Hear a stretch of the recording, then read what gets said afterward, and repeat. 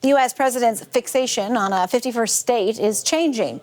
First it was Canada and Greenland. Now it seems to be Venezuela. On Monday, the U.S. president told Fox News that he was seriously considering a move to make the South American country the 51st state of the United States. And then he followed up on those comments yesterday with this post to social media depicting Venezuela filled in with the U.S. flag. In response to Trump's original comments, Venezuela's acting president says her country would never even think about becoming America's 51st state. Antonio Matheus Suárez is a Venezuelan journalist. He's joining us now from Maracaibo. Antonio, what can you tell us about a reaction that you have been witnessing given Donald Trump's latest musings about Venezuela becoming a 51st state? Well, good evening. Reaction about that comment in particular is maybe it's not that overblown. I think in general, people feel that that it's not like a serious threat, or the conditions are not likely to get into a point that would become a reality. But it's not it's not well received. It's not well received either. So President Trump's comments are not overly dramatic, but not well received.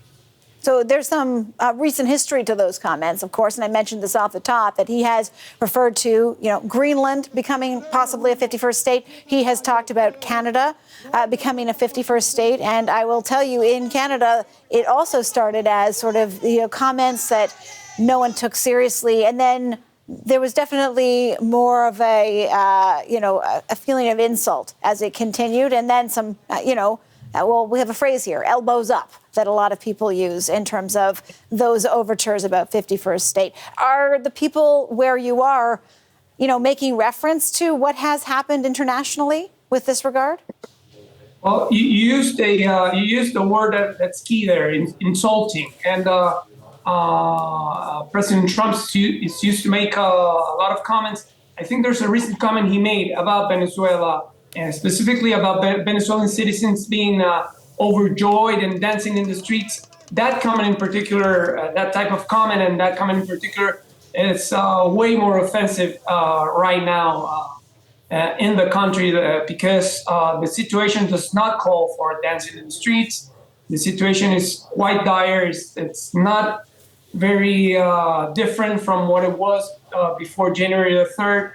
And people's patience, it's also winding down on President Trump. So the geopolitical implications of the 51st state maybe are a bit dense as of yet.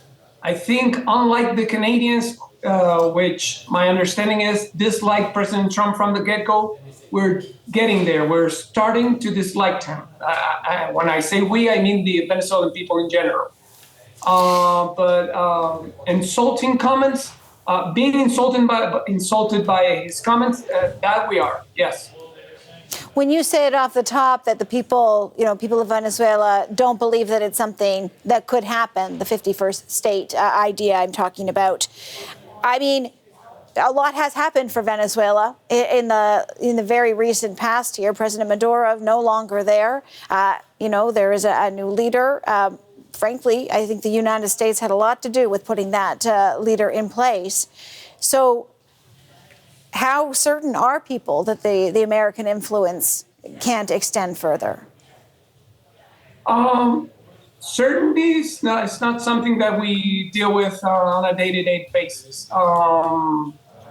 But also, I think going back to the 51st state idea, it's just our general reality, our everyday reality deals way more with necessities, with struggling, like financial struggling, like constant blackouts, not enough money to put food on the table, not enough clean water.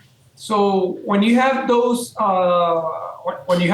priorities, maybe the nationalistic outcry it's a bit lower